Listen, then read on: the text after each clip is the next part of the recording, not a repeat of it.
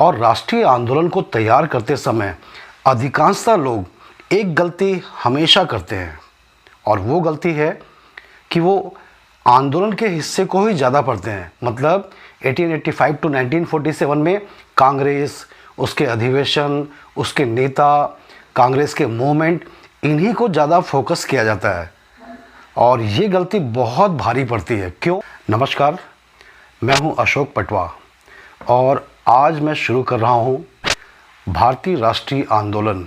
राष्ट्रीय आंदोलन का मतलब है 1885 से लेकर 1947 किसी भी एग्ज़ाम में, चाहे वो पीएससी हो, एसएससी हो, रेलवे हो, यूपीएससी हो, सारे के सारे एग्ज़ाम में सबसे ज़्यादा क्वेश्चन अगर किसी हिस्से से पूछे जाते हैं तो वो हिस्सा है आपका राष्ट्रीय आंदोलन।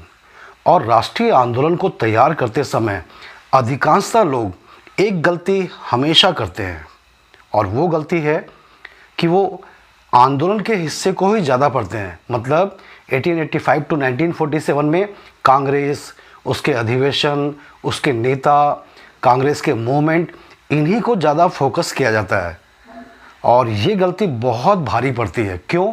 क्योंकि सभी को मालूम है कि इस दौरान सिर्फ आंदोलन ही नहीं बल्कि और भी बहुत सारी गतिविधियां हो रही थी।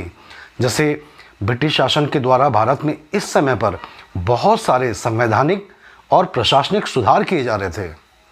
इस समय बहुत सारी क्रांतिकारी गतिविधियां घट रही थी। इसी समय भारत में मजदूर आंदोलन और यूनियन बनने चालू, तो ऐसी बहुत सारी गतिविधियां इस दौरान भारत में घट रही थी। लेकिन जब लोग तैयारी करते हैं तो वो आंदोलन को, कांग्रेस को ही ज़्यादा फोकस करते हैं और यही कारण है कि जब इस हिस्से से क्वेश्चन आते हैं तो बहुत सारे ऐसे क्वेश्चन जो मूवमेंट से संबंधित नहीं होते, आंदोलन से संबंधित नहीं होते, वो क्वेश्चन उनके गलत हो जाते हैं। आखिर लोग ऐसी गलती क्यों करते हैं? क्योंकि जब आप मूवमेंट पढ़ते हैं, कांग्रेस पढ़ते हैं, नेता पढ़ते हैं, उनके अधिवेशन पढ़ते हैं, उसमें कंटिन्यूटी होती है। कंटिन्यूटी होने के कारण उसको पढ़ना बड़ा आसान होता है।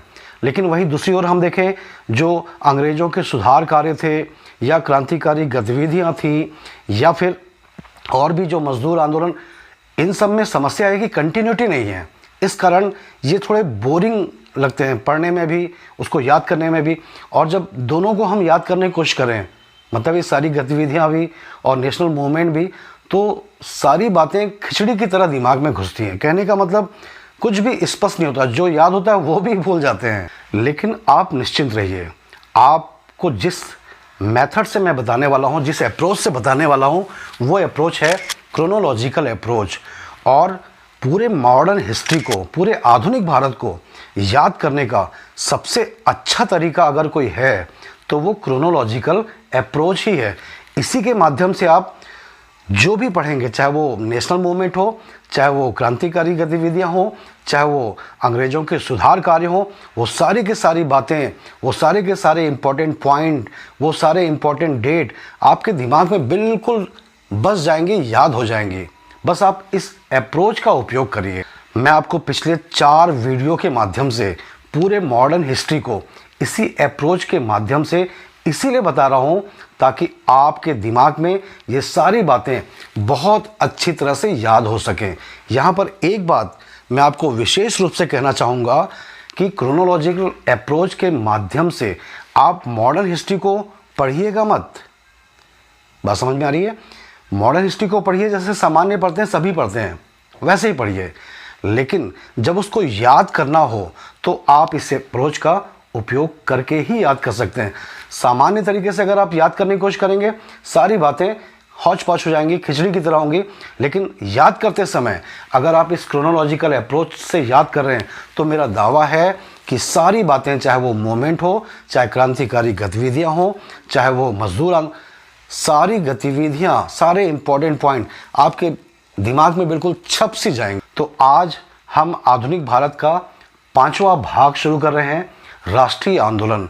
और राष्ट्रीय आंदोलन का मतलब तो वैसे 1885 से होता है, लेकिन हम थोड़ा पहले से 1880 से देखेंगे कि भारत में कौन कौन सी वो महत्वपूर्ण घटनाएं घटी हैं या इम्पोर्टेंट डेट्स हैं जो एग्ज़ाम में पूछे जाएंगे या पूछे जाते हैं। तो आज हम शुरू करेंगे 1880 से, और 1880 से हम देखें तो सबसे पहली घटना है कि 1880 में भारत के जो गवर्नर जनरल थे लॉर्ड लिटन, उन्होंने इस्तीफा दे दिया और उनके बदले में अगले गवर्नर जनरल के रूप में लॉर्ड रिपन भारत में आए। और लॉर्ड रिपन की बात करें तो रिपन भारत में जितने भी गवर्नर जनरल शुरू से लेकर लास्ट तक 1947 माउंटबेटन तक भारतीयों में सबसे ज़्यादा लोकप्रिय अगर कोई गवर्नर जनरल हुआ तो वो कौन हुआ? लॉर्ड रिपन हुए। और यही कारण है कि फ्लोरेंस नाइटिंगेल के द्वारा लॉर्ड रिपन को भारत का उद्धारक कहा गया है। ये फ्लोरेंस नाइटिंगेल का नाम जरूर याद रखिएगा कि रिपन को भारत का उद्धारक किसने कहा? फ्लोरेंस नाइटिंगेल ने, क्योंकि उन्होंने भारत के भारतीयों के लिए बहुत सारे अच्छे अच्छे काम किए। ठीक है, तो याद रखिएगा लॉर्ड रिपन का कार्यकाल भी याद रखिएगा। 1880 से लेकर 1884 इनका कार्यकाल भी परीक्षाओं में पूछा गया है। ठीक, 1880 की और दूसरी घटना क्या है? भारत में कृषि विभाग एग्रीकल्चर डिपार्टमेंट की स्थापना की गई। और इसी 1880 में एक और बहुत महत्वपूर्ण घटना है कि भारत में पहला एग्रीकल्चर कॉलेज स्थापित किया गया, कृषि महाविद्यालय स्थापित किया गया। कहाँ पर? तो याद रखिएगा मद्रास में। कब? 1880 में। ठीक है, इसी प्रकार हम देखें अगला सन है 1881, और 1881 की प्रमुख घटना यह है कि भारत में पहली बार व्यवस्थित और नियमित जनगणना चालू हुई। देखिए, भारत में पहली जनगणना अगर पूछा जाएगा तो वो आंसर आएगा 1872 लॉर्ड मेयो के समय में। लेकिन वो जनगणना व्यवस्थित नहीं थी, मतलब बिल्कुल अनसिस्टेमेटिक थी और नियमित तो थी ही नहीं। तो जब भी एग्जाम में ऐसा पूछा जाए कि भारत की पहली व्यवस्थित और नियमित जनगणना कौन सी, तो आपको 1881 को चुनना होगा। और यहीं से भारत में हर 10 साल में 91 में, फिर 1901 में, फिर 1911 में, हर 10 साल के अंतराल में जनगणना की परंपरा चालू हो गई। ठीक है, तो भारत में पहली नियमित जनगणना कब हुई?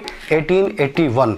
यहाँ पर आपके लिए क्वेश्चन है, आपको कमेंट बॉक्स में आंसर बताना है कि जब 1881 में भारत में पहली जनगणना हुई तो भारत की कुल जनसंख्या उस समय कितनी थी? आप कमेंट बॉक्स में जल्दी से बताइएगा। ठीक है, और हम देखें 1881 की दूसरी महत्वपूर्ण घटना, भारत में पहली बार कारखाना अधिनियम लाया गया और कारखाना के जो मालिक मजदूरों का शोषण करते थे उनको रोकने की कोशिश की। कहने का मतलब मजदूरों के कार्य समय को लेकर कुछ नियम बनाए गए, जैसे 7 साल के कम उम्र के बच्चे हैं उनको कारखाने में उपयोग नहीं लिया जाएगा। 12 साल से कम उम्र के बच्चों का इससे ज़्यादा काम, इतने समय ज़्यादा काम आप नहीं करा सकते। आपको महीने में 4 छुट्टियां मजदूरों को देनी होंगी। इस तरीके से कारखाना अधिनियम बनाकर मजदूरों के हितों के संबंध में कुछ कानून लाए गए, और इसी का परिणाम है कि आज भारत में मजदूरों से 8 घंटे से ज़्यादा काम नहीं ले सकते। और अगर आप मजदूरों से 8 घंटे से ज़्यादा का काम लेते हैं तो उसके एवज में आपको अतिरिक्त पेमेंट करना होगा। तो जो भी हो, भारत में पहला कारखाना अधिनियम कब लाया गया? 1881। और इसी 1881 में आप देखें एक और महत्वपूर्ण घटना कि भारत में पहली बार होम्योपैथी मेडिकल कॉलेज की स्थापना हुई। कहाँ पर? कलकत्ता में। जरूर याद रखिएगा। देखिए, इंजीनियरिंग कॉलेज तो पूछा जा चुका है, पहला कौन सा, मेडिकल कॉलेज भी एग्जाम में पूछा गया है, लेकिन एग्रीकल्चर कॉलेज भारत का पहला नहीं पूछा है।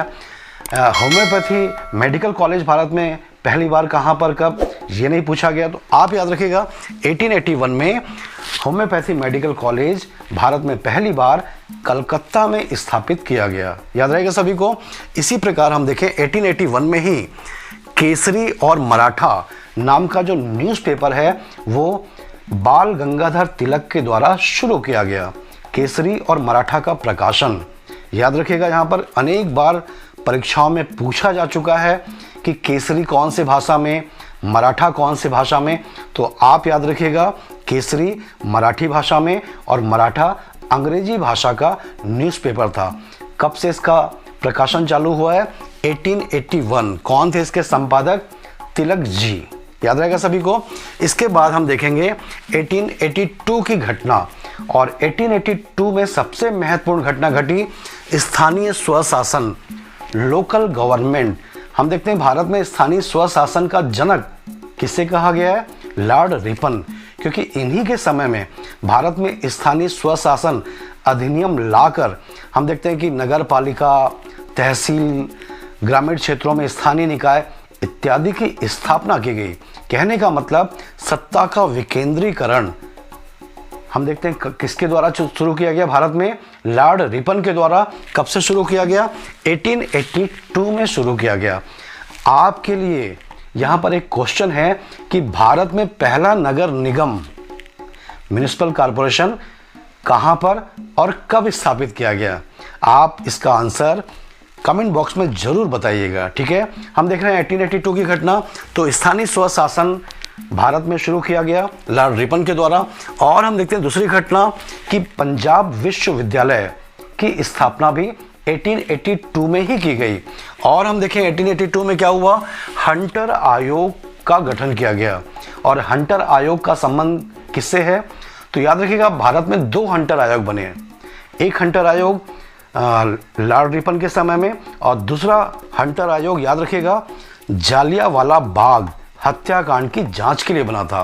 तो हम देखते हैं रिपन के समय वाला जो हंटर आयोग था उसका संबंध था शिक्षा से, खासकर प्राइमरी एजुकेशन और माध्यमिक शिक्षा, प्राथमिक और माध्यमिक शिक्षा के लिए हंटर आयोग का गठन 1882 में किया गया। और हम देखें 1882 में क्या हुआ? वर्नाक्यूलर प्रेस अधिनियम को समाप्त कर दिया गया, ठीक है। वर्नाक्यूलर प्रेस अधिनियम को मुंह बंद करने वाला अधिनियम या गॉन्गिंग एक्ट कहा गया। आपसे क्वेश्चन है कि वर्नाक्यूलर प्रेस अधिनियम भारत में कब से और किसने, किस गवर्नर जनरल ने लागू किया था? आप जरूर से बताइएगा कमेंट बॉक्स में, ठीक है। तो रिपन के द्वारा क्या किया गया? वर्नाक्यूलर प्रेस अधिनियम को समाप्त घोषित कर दिया गया, ठीक है। 1883 की घटनाएं हम देखें कि भारतीय राष्ट्रीय सम्मेलन, भारतीय नेशनल कॉन्फ्रेंस का आयोजन कलकत्ता में किया गया। क्यों महत्वपूर्ण है ये इसलिए महत्वपूर्ण है कि कांग्रेस की स्थापना के पहले इस संस्था को राष्ट्रीय रूप में गठित करने की कोशिश की गई, और इसी कोशिश का परिणाम क्या निकला कि 1885 में भारतीय राष्ट्रीय कांग्रेस की स्थापना हुई। तो आप यहाँ जरूर याद रखिएगा कि 1883 में भारतीय राष्ट्रीय सम्मेलन या भारतीय राष्ट्रीय कॉन्फ्रेंस की स्थापना की गई, ठीक। हम देखें इसी 1883 में इल्बर्ट बिल लाया गया। इल्बर्ट बिल बहुत ही महत्वपूर्ण है, अनेक बार एग्जाम में पूछा जाता है। क्यों पूछा जाता है? क्योंकि इल्बर्ट बिल के विरोध में अंग्रेज एकजुट हो गए इस बिल को वापस कराने के लिए, और अंग्रेजों की एकजुटता रंग लाई और ब्रिटिश शासन ने इल्बर्ट बिल को वापस ले लिया। लेकिन इस सारी की सारी घटनाओं को भारत के लोग कंटिन्यू वॉच कर रहे थे, और उनको लगा कि जैसे अंग्रेज अपने हितों को लेकर एकजुट हो गए, और जब एकजुट हो गए तो ब्रिटिश शासन को झुका दिया, तो वैसे ही हम भी अपने हितों को लेकर, अपने देश के हितों को लेकर क्यों ना एकजुट हो जाएं, तो सरकार को झुका सकते हैं। तो कहने का मतलब है इल्बर्ट बिल से भारतीयों के मन में एकजुटता की भावना का प्रसार हुआ। ये इल्बर्ट बिल था क्या? बहुत सामान्य सी चीज़ थी। देखिए फौजदारी कानून, देखिए कानून 2 प्रकार के होते हैं, एक दीवानी कानून और एक होता है फौजदारी कानून। दीवानी कानून का मतलब होता है जमीन जायदाद के मुकदमे, फौजदारी कानून का मतलब होता है लड़ाई झगड़ा हत्या इन सब के मुकदमे। तो फौजदारी कानून में अगर कोई आरोपी अंग्रेज है तो उसके खिलाफ सुनवाई करने का अधिकार किसी भी भारतीय न्यायाधीश को नहीं था, ठीक। इल्बर्ट बिल में यही प्रावधान किया गया कि जो भारतीय न्यायाधीश बहुत सीनियर हो चुके हैं उनको ये अधिकार दे दिया जाए कि वो फौजदारी कानून में भी अंग्रेज आरोपी के खिलाफ सुनवाई कर सकते हैं। तो ये बात भारत में रहने वाले अंग्रेजों को बहुत बुरी लगी। उनको लगा ये काले लोग मतलब भारतीय लोग हमारा केस का सुनवाई करेंगे। इस बात को लेकर भारतीय अंग्रेज एकजुट हो गया। जबरदस्त विरोध, उनकी प्लानिंग ये थी कि लॉर्ड रिपन का हाथ पैर बांध के जहाज में डाल के उसको ब्रिटेन छोड़ देंगे। कुल मिला के उनके विरोध को देख के सरकार झुक गई और इल्बर्ट बिल को वापस ले ली। तो आप याद रखिएगा इल्बर्ट बिल कब लाया गया था? 1883 में, ठीक है। तो इल्बर्ट बिल, और इसी इल्बर्ट बिल के वापस ले लिए जाने के कारण अगले साल 1884 में लॉर्ड रिपन ने इस्तीफा दे दिया और वापस ब्रिटेन चले गए, ठीक है। हम देखें 84 की प्रमुख घटना क्या है कि भारत के नए गवर्नर जनरल के रूप में लॉर्ड डफरिन का आगमन हुआ। 84 से लेकर हम देखें तो 88 तक ये गवर्नर जनरल थे, और इन्हीं के शासनकाल की बहुत प्रमुख घटना 1885 में घटी।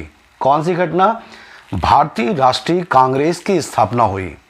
भारत की पहली अखिल भारतीय संस्था कौन सी थी? भारतीय राष्ट्रीय कांग्रेस। इसकी स्थापना कब हुई? 1884। और इसका जो पहला अधिवेशन कहाँ बुलाया गया? तो आप याद रखिएगा बॉम्बे में गोकुलदास तेजपाल संस्कृत कॉलेज में ये अधिवेशन बुलाया गया, ठीक है। और यहाँ पर यह भी याद रखिएगा कि कांग्रेस का पहले ये जो पहला अधिवेशन है वो पूना में होने वाला था, लेकिन पूना में प्लेग बीमारी, संक्रामक बीमारी प्लेग के फैल जाने के कारण इसको पूना से कैंसिल करके बॉम्बे में आयोजित किया गया, ठीक है।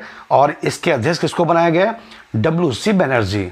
आपके लिए क्वेश्चन है यहाँ पर, और वो है कि बॉम्बे के पहले अधिवेशन में कितने प्रतिनिधि शामिल हुए? नंबर, भाई नंबर होता है ना कि 16, 17, 18, 80, 90।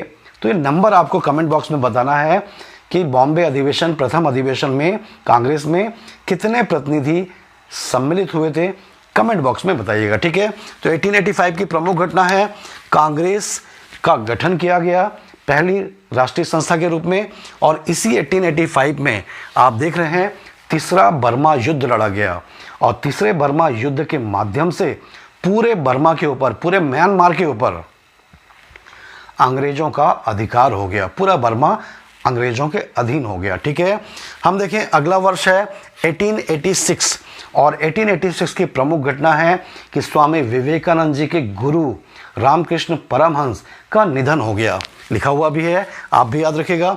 और दूसरी प्रमुख घटना यह है कि द्वितीय अधिवेशन किसका? कांग्रेस का। और इस द्वितीय अधिवेशन की खास बात यह है कि लाला मुरलीधर वो पहले भारतीय थे जिन्होंने कांग्रेस के अधिवेशन में हिंदी भाषा में भाषण दिया।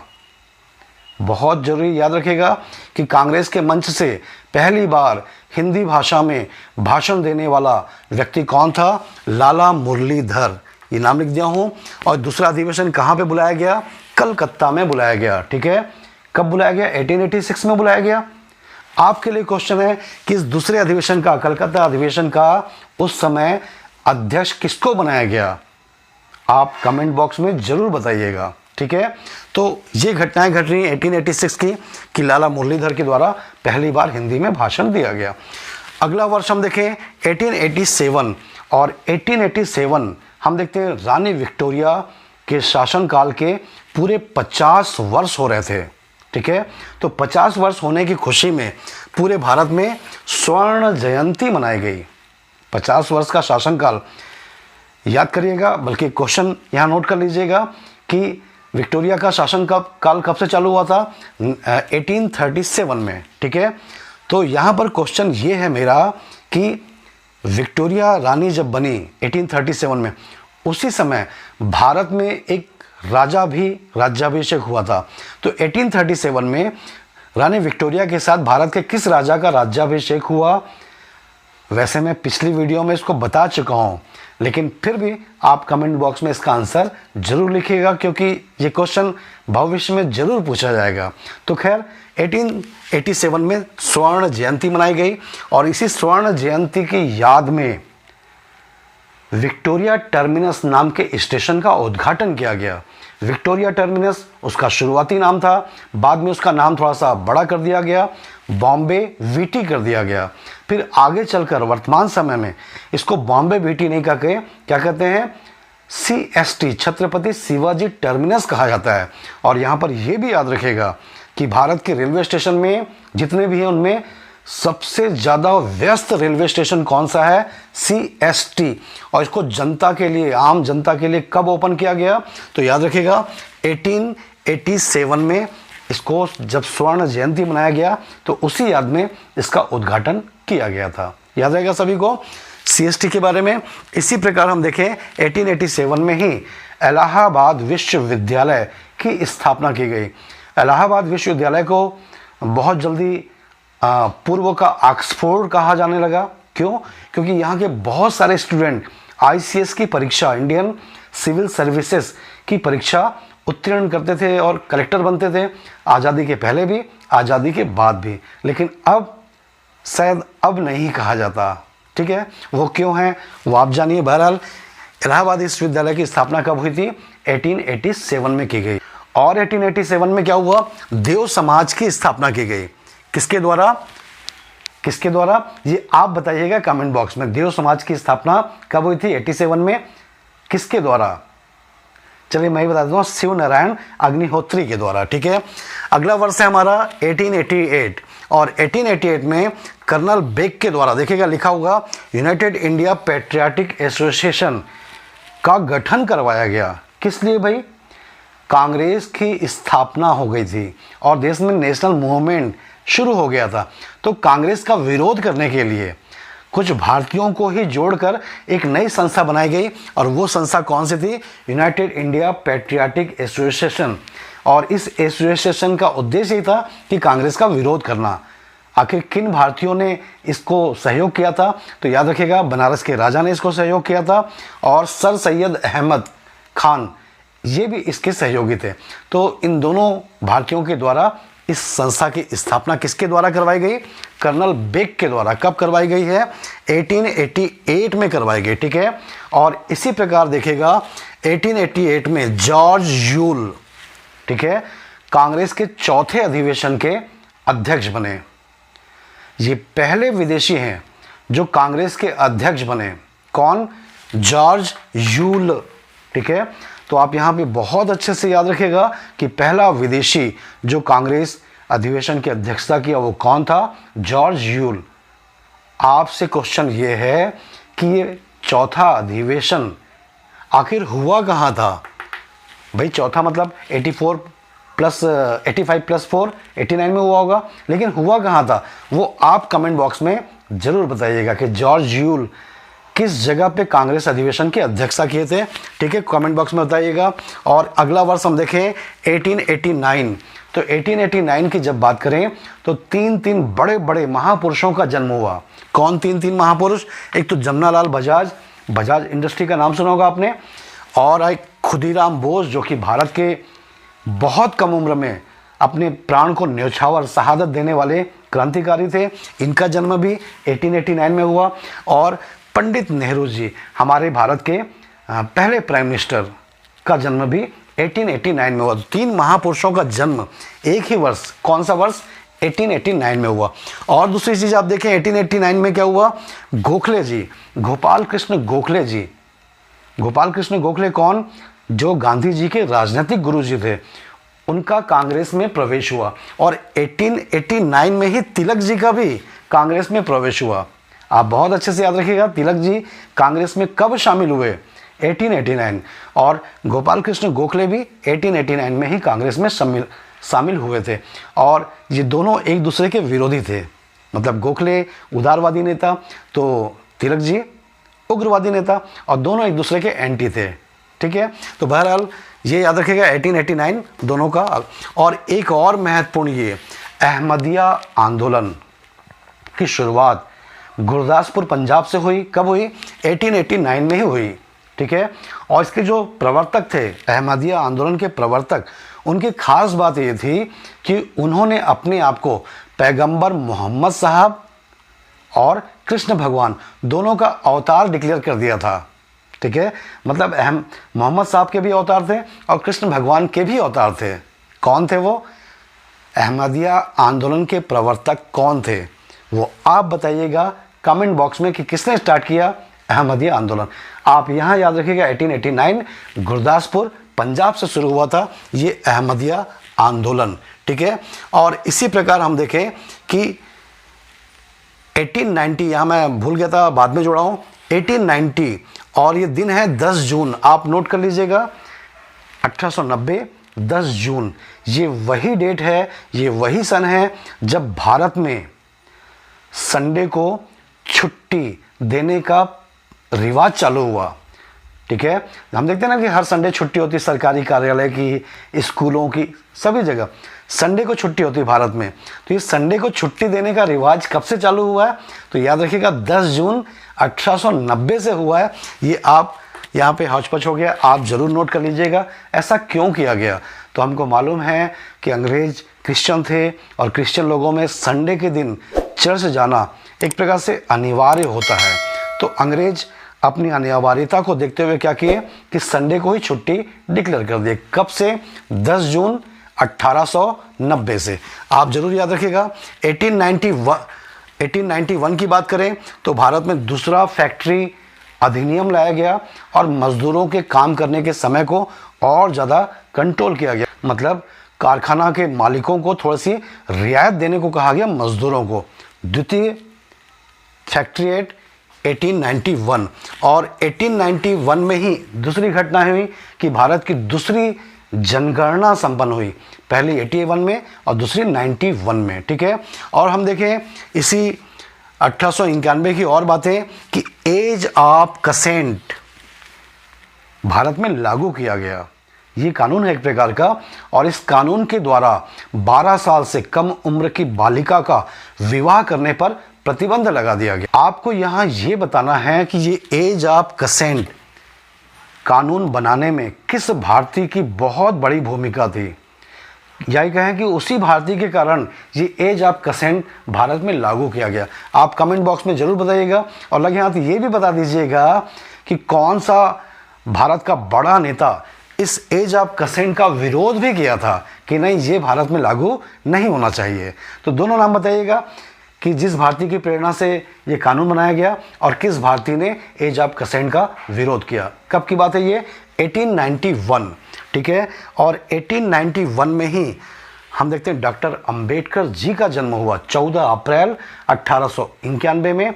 अनेक बार एग्जाम में इनका नाम पूछा गया, इनका डेट पूछा गया है, तो 14 अप्रैल को भी याद रखिएगा और 1891 को भी याद रखिएगा। ठीक है, 1892 की घटना को हम देखें तो भारतीय परिषद अधिनियम 1892 भारत में लाया गया। इस अधिनियम की खास बात यह थी कि भारत में पहली बार चुनाव प्रणाली को लागू किया गया। भले ही चुनाव प्रणाली डायरेक्ट नहीं था, इनडायरेक्ट इलेक्शन था। मतलब इनडायरेक्ट इलेक्शन के माध्यम से इसके मेंबर्स के चुनाव का प्रावधान किया गया, लेकिन चुनाव के माध्यम से काउंसिल में मेंबर्स को चुना जाना, ये बहुत ही महत्वपूर्ण घटना है कि चुनाव प्रणाली की शुरुआत भारत में 1892 के भारतीय परिषद अधिनियम के माध्यम से हुई थी। याद रहेगा सभी को। और 1892 की एक बहुत बड़ी घटना, दादा भाई नौरोजी वो पहले भारतीय थे जो ब्रिटिश पार्लियामेंट में एक सांसद के रूप में चुने गए। बहुत जरूरी है, याद रखिएगा कि पहला भारतीय कौन था जो ब्रिटिश पार्लियामेंट में, ब्रिटेन की संसद में मेंबर्स के रूप में चुना गया। दादा भाई नौरोजी। क्वेश्चन आपके लिए है कि कौन से पार्टी के कैंडिडेट के रूप में, कौन सी पार्टी से चुने गए थे, वो आप जरूर बताइएगा कमेंट बॉक्स में। याद रहेगा सभी को। और हम देखें 1893 की महत्वपूर्ण घटना क्या थी? एनी बेसेंट का भारत आगमन हुआ। एनी बेसेंट जो कि यहाँ आई और यहाँ के थियोसॉफिकल सोसाइटी को मजबूत की, और बहुत सारे काम एनी बेसेंट के द्वारा ही BHU की स्थापना के बीज डाले गए थे। ठीक है, तो इनका भारत आगमन कब हुआ था एनी बेसेंट का? 1893। कौन से देश की थी ये? कई बार एग्जाम में पूछा गया है, तो आप कमेंट बॉक्स में बता दीजिएगा। बहुत सरल क्वेश्चन है कि मिस एनी बेसेंट किस देश की थी। ठीक है, और हम देखें 1893 की प्रमुख घटना, शिकागो धर्म संसद का आयोजन किया गया। और शिकागो धर्म संसद में भाग लेने वाले एकमात्र व्यक्ति कौन थे भारत की ओर से? स्वामी विवेकानंद। याद रहेगा सभी को। 1893। ठीक है, और 1893 में क्या हुआ? तो हम देखते हैं तिलक जी के द्वारा गणपति पर्व मनाना शुरू किया गया। भारतीयों को एकजुट करने में, खासकर महाराष्ट्र के क्षेत्र में एकजुट करने के लिए उन्होंने गणपति पर्व की शुरुआत कब से किया है? 1893 से किया है। और 1893 की प्रमुख घटना क्या है? Durand line. अफगानिस्तान अंग्रेजों के अधिकार में आ गया था, तो अफगानिस्तान की सीमा तय करने के लिए सर डूरन को भेजा गया। तो उन्होंने जो सीमा तय किया वो लाइन कहलाई डूरन लाइन। कब की बात है? 1893, 1893। लेकिन यहाँ पर यह भी याद रखिएगा आप कि इस डूरन लाइन को मान्यता कब मिली? 1896 में। ठीक है, तो डूरन लाइन मान्यता कब मिली? 1896। और डूरन लाइन का निर्धारण कब हुआ? 1893। आपको मालूम ही होगा कि डूरन लाइन वर्तमान समय में किन दो देशों की सीमा रेखा है? जल्दी से कमेंट बॉक्स में बता दीजिए, मालूम ही होगा। ठीक है, हम देखें 1894 की घटना क्या है? बॉम्बे मिल हैंड एसोसिएशन। ये एसोसिएशन कैसा एसोसिएशन था? ये भारत का पहला मजदूर संगठन था, पहला मजदूर यूनियन था। ठीक है, इसके संस्थापक कौन थे? एनएम लोखंडे। एनएम लोखंडे के द्वारा इसकी स्थापना की गई। कब की गई? 1894। तो जरूर याद रखिएगा, बॉम्बे मिल हैंड एसोसिएशन के संस्थापक कौन? एनएम लोखंडे। ठीक है, इसी प्रकार हम देखें कि राष्ट्रीय भारतीय कांग्रेस की स्थापना दक्षिण अफ्रीका में गांधी जी के द्वारा की गई। कहां पर? नाटाल। नाटाल नाम की जगह है दक्षिण अफ्रीका में। तो गांधी जी के द्वारा वहीं पर भारतीय राष्ट्रीय कांग्रेस की स्थापना की गई। किस अधिवेशन से उनको प्रेरणा मिली थी? तो भारत में कांग्रेस के अधिवेशन लगातार हो रहे थे, तो 1893 का कांग्रेस का लाहौर अधिवेशन हुआ और उसी लाहौर अधिवेशन की प्रेरणा पर गांधी जी ने 94 में नाटाल में इसकी स्थापना किया था। याद रहेगा सभी को। इसी प्रकार हम देखें कि लॉर्ड एल्गिन, इसी समय लॉर्ड एल्गिन भारत के गवर्नर जनरल बन के आए थे। हम देखें 95 की घटना, तो 1895 की प्रमुख घटना है पंजाब नेशनल बैंक की स्थापना की गई। आपको मालूम ही होगा कि भारतीयों के द्वारा स्थापित किया गया पहला बैंक कौन सा है? पूर्ण भारतीय स्वामित्व वाला पंजाब नेशनल बैंक। और इसकी स्थापना कब हुई थी? 1895। बिल्कुल याद करके रखिएगा आप, क्यों? बहुत पूछे जाने की संभावना है। ठीक, 1896 की बात करें, 1896 की बात करें, तो कांग्रेस का 12वां अधिवेशन हुआ। कौन थे इसके अध्यक्ष? रहीमतुल्लाह सयानी। और रहीमतुल्लाह सयानी की अध्यक्षता में सबसे पहली बार कांग्रेस में वंदे मातरम गाया गया। आप अच्छे से याद रखिएगा कि वंदे मातरम कांग्रेस में पहली बार कब गाया गया? तो 1896। कौन सा अधिवेशन था? 12वां। ये अधिवेशन हुआ कहाँ था?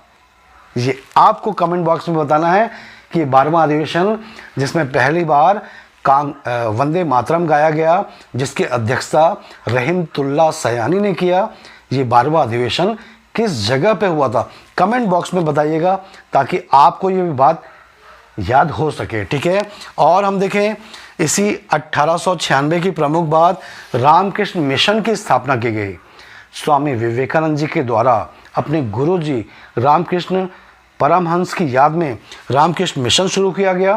पहले इसका नाम रामकृष्ण मठ था, फिर 96 में इसका नाम रामकृष्ण मिशन कर दिया गया। ठीक है, इसी प्रकार हम देखें 1897 की घटना ये है कि सुभाष चंद्र बोस का जन्म हुआ। नेताजी कहा गया उनको। ठीक है, और अंडर 19 के ज़माने में ये आईसीएस बने थे, और आईसीएस बनने के सिर्फ बने नहीं थे बल्कि टॉप 10 में इनका नंबर भी था, टॉप 10 आईसीएस सर्विस। और सिर्फ गांधी जी की एक रिक्वेस्ट पर असहयोग करना है, असहयोग आंदोलन, इन्होंने अपने कलेक्टर की नौकरी छोड़ दी। बहरहाल इनका जन्म कब हुआ था? 1897, 23 जनवरी। याद रखिएगा इनका नाम। और हम देखें इसी 1897 में सारागढ़ी युद्ध हुआ था। केसरी फिल्म आई थी जिसमें देखे होंगे आप सारागढ़ी युद्ध। और ये सारागढ़ी युद्ध किनके किनके बीच हुआ था? ब्रिटिश सेना और अफगान कबीलों के बीच हुआ था। ब्रिटिश सेना की 36वीं रेजिमेंट सिख रेजिमेंट, 36वीं सिख रेजिमेंट और अफगान कबीलों के बीच में ये भयानक युद्ध हुआ था। और ये युद्ध, सारागढ़ी का युद्ध, पूरे विश्व में प्रसिद्ध है। फिल्म भी बन चुकी केसरी। तो आप ये याद रखिएगा कि कब हुआ था ये युद्ध? 1897 में हुआ था। याद रहेगा। इसी 1897 में रेंड और आर्यस्ट की हत्या हुई थी। ये कौन थे रैंड आर्यस्ट? ये पुणे में जब प्लेग फैला हुआ, महाराष्ट्र में प्लेग बीमारी फैली हुई थी, तो पुणे के प्लेग कमिश्नर थे रैंड और उनके सहयोगी थे आर्यस्ट। तो प्लेग में बहुत ज़्यादा अव्यवस्था हो गई थी, तो उस अव्यवस्था का दोषी इनको मानते हुए क्या हुआ, इनके ऊपर भारतीय क्रांतिकारी ने गोली चला दिया, इनको गोली से मार दिया। तो ये दोनों के हत्यारे कौन थे? चापेकर बंधु। और चापेकर बंधुओं को इसी रैंड और आर्यस्ट हत्या केस में फांसी की सज़ा दे दी गई। और आप ये जरूर याद रखिएगा कि ये भारत की पहली क्रांतिकारी गतिविधि है। कौन सी? रैंड और आर्यस्ट हत्या किसके द्वारा? चापेकर बंधुओं के द्वारा। और इन दोनों को मृत्युदंड की सज़ा हुई। आगे चलकर तिलक जी के ऊपर भी यही केस चला कि चापेकर बंधुओं को भड़काने का काम किसने किया है, तो पता चला तिलक जी के न्यूज़पेपर ने किया है। तो तिलक जी को 18 माह की सज़ा दी गई इसी केस में, रैंड आर्यस्ट मर्डर केस के चलते। और तिलक जी भी वो पहले नेता थे जो नेशनल मूवमेंट के सिलसिले में जेल गए थे, बाल गंगाधर तिलक। ठीक है, तो तिलक जी को 18 माह की सज़ा हुई। कब की बातें हैं ये सब की सब? 1897। अब हम देखेंगे 1899 की प्रमुख घटना। और प्रमुख घटना क्या है कि लॉर्ड कर्जन भारत में गवर्नर जनरल बन के आए। और लॉर्ड कर्जन की बात करें तो भारत में सबसे ज़्यादा रेल लाइनें अगर किसी गवर्नर जनरल के समय में बनाई गई तो वो गवर्नर जनरल कौन था? Lord Curzon. और रेल लाइनों के निर्माण के लिए कर्जन ने क्या किया था? रॉबर्टसन नाम के रेल विशेषज्ञ को स्पेशली ब्रिटेन से भारत बुलाए थे।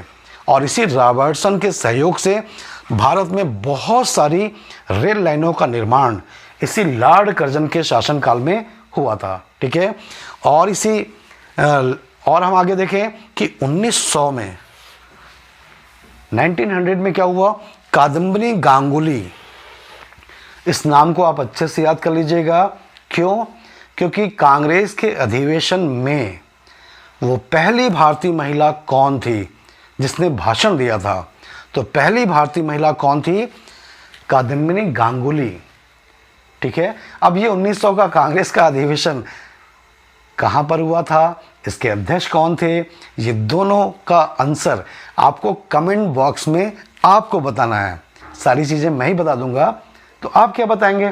तो आपको बताना है कि 1900 का कांग्रेस का अधिवेशन कहाँ और इसके अध्यक्षता कौन। इसके बाद हम देखें 1901 की घटना। 1901 में क्या हुआ? रानी विक्टोरिया का निधन हुआ और इनके बदले में एडवर्ड सप्तम या एडवर्ड सातवें ब्रिटेन के राजा घोषित हुए। और हम देखें अगला 1902 का समय, तो 1902 में देखिएगा फ्रेजर आयोग, पुलिस आयोग, एक पुलिस आयोग था, पुलिस व्यवस्था में सुधार करने के लिए फ्रेजर आयोग का गठन किया गया। और इसी आयोग की सिफारिश के आधार पे केंद्र की पुलिस, राज्य की पुलिस, गुप्तचर संस्थाएं इत्यादि की स्थापना इसी फ्रेजर आयोग की सिफारिश पर की गई थी। ठीक है, अगला वर्ष हम देखें 1904, और 1904 का महत्वपूर्ण कार्य था कि भारत में कोऑपरेटिव सोसाइटी अधिनियम लाया गया। परीक्षाओं में पूछा जाता है कि भारत में सहकारिता आंदोलन की शुरुआत कब से हुई है? 1904। क्यों?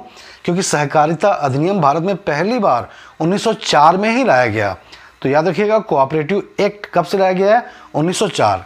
इसी प्रकार से 1904 में हम देखें एक और महत्वपूर्ण घटना कि भारत में पुरातत्व विभाग, आर्कियोलॉजी डिपार्टमेंट की स्थापना की गई। इसी 1904 में हम देखें अभिनव भारत नाम की पहली क्रांतिकारी संस्था की स्थापना की गई। अच्छे से याद रखिएगा कि भारत की पहली क्रांतिकारी संस्था कौन सी थी? अभिनव भारत। कब स्थापित किया गया? 1904 में। कौन थे संस्थापक? मैं आपसे नहीं कहूँगा बताने के लिए, आपको मालूम होगा। वी.डी. सावरकर, वी.डी. सावरकर के द्वारा अभिनव भारत की स्थापना की गई थी। और हम देखें इसी 1904 में विश्वविद्यालय अधिनियम लाकर जो यूनिवर्सिटी है उनके ऊपर सरकारी नियंत्रण को बढ़ाया गया। तो खैर आप याद रखिएगा 1904 का विश्वविद्यालय अधिनियम। ठीक, और 1904 में क्या हुआ? एक बहुत महत्वपूर्ण घटना है, यंग हस्बैंड अभियान। कहाँ भेजा गया? तिब्बत को जीतने के लिए। ठीक है, तो आप बहुत अच्छे से याद रखिएगा, यंग हस्बैंड अभियान किस जगह के लिए भेजा गया था? तिब्बत को जीतने के लिए, और जीत लिया गया था 1904 में। ठीक, इसके बाद हम देखें 1905 की घटना, तो हम देख रहे हैं इंडियन होम रूल सोसाइटी की स्थापना की गई। किसके द्वारा? श्यामजी कृष्ण वर्मा के द्वारा। कहाँ पर? लंदन में। आप लंदन में सुनोगे ना कि बहुत सारे भारतीयों ने अंग्रेज़ों को निशाना बनाया, और मैडम कामा, तो ये सारी गतिविधियाँ ब्रिटेन में कौन चला रहा था? तो भारतीयों के द्वारा एक संस्था बनाई गई थी, इंडियन होम रूल सोसाइटी। इसके संस्थापक थे श्यामजी कृष्ण वर्मा, और इनका मुख्य उद्देश्य ये था कि भारत में क्रांतिकारियों को सहयोग करना, क्रांतिकारी गतिविधियों के लिए फंडिंग करना बहुत महत्वपूर्ण है। आप याद रखिएगा 1905 में इसकी स्थापना श्यामजी कृष्ण वर्मा के द्वारा की गई थी। 1905 में एक बहुत इम्पॉर्टेंट जो अक्सर पूछा गया एग्जाम में, भारत सेवक समाज की स्थापना हुई। कौन था इसका संस्थापक? जरूर याद रखेगा, गोपाल कृष्ण गोखले। भारत सेवक समाज भी कहते हैं, और इसी को अंग्रेजी में क्या कहेंगे? Servant of India society. अनेक बार एग्जाम में पूछा गया है दोनों नाम से कि इसके संस्थापक कौन थे? गोपाल कृष्ण गोखले। और इसकी स्थापना कब हुई थी? 1905 में। और हम देखें 1905 में क्या हुआ? विक्टोरिया मेमोरियल स्थापित किया गया। कहाँ पर है? आपको मालूम होगा, कलकत्ता का विक्टोरिया मेमोरियल कब बनाया गया? 1905। और 1905 में ही क्या हुआ? भारत के नए गवर्नर जनरल लॉर्ड मिंटो बने। लॉर्ड कर्जन इस्तीफा दे दिए, वापस ब्रिटेन चले गए, और उनके बदले में अगला गवर्नर जनरल कौन? लॉर्ड मिंटो आया।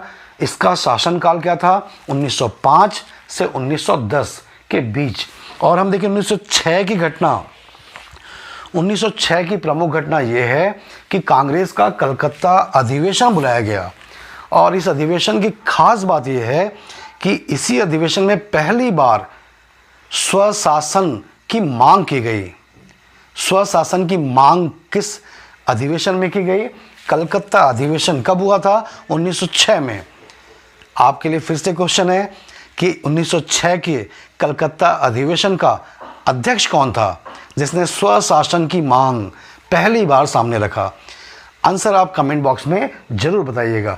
1906 में ही हम देखते हैं मुस्लिम लीग की स्थापना हुई।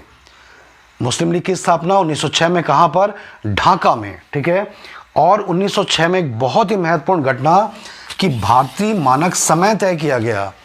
भारत का जो मानक समय है, स्टैंडर्ड टाइम है, वो जीएमटी से 5.5 घंटे आगे है।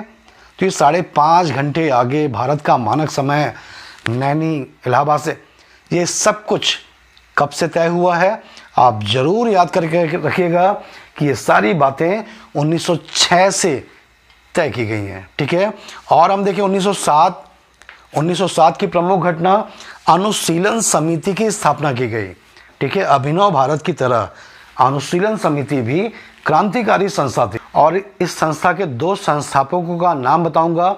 एक थे वारिंद्र घोष और दूसरे थे भूपेंद्र नाथ दत्त।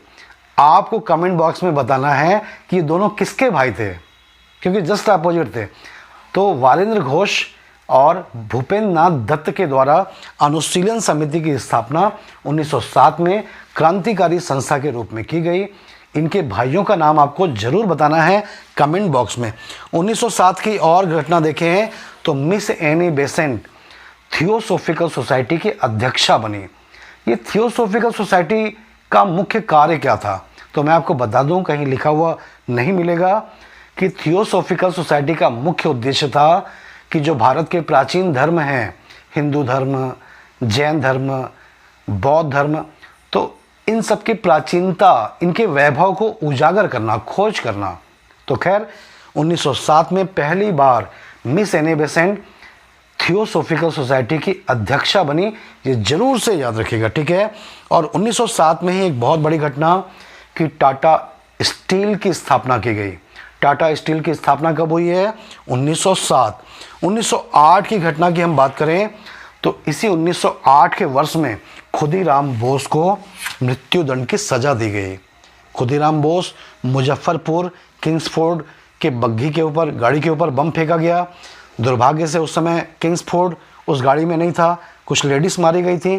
तो इसी केस के चलते 1908 में खुदीराम बोस को मौत की सज़ा दी गई। ठीक है, और हम देखें इसी 1908 में तिलक जी के ऊपर राजद्रोह का मुकदमा चलाया गया और 6 वर्ष की सज़ा देकर मांडले जेल भेज दिया गया। कई बार एग्ज़ाम में पूछा गया है कि मांडले कहाँ पर है, तो आप याद रखिएगा अभी वर्तमान में मांडले म्यांमार, जिसको उस समय बर्मा कहते थे, बर्मा में है, म्यांमार में है। तो मांडले जेल में 6 साल की सज़ा, 8 6 14 तक ये सज़ा भुगते थे। ठीक है, 1909 की घटना हम देखें, मार्ले मिंटो सुधार भारत में लाया गया। इसी मार्ले मिंटो सुधार को हम भारत सरकार अधिनियम 1909 जानते हैं।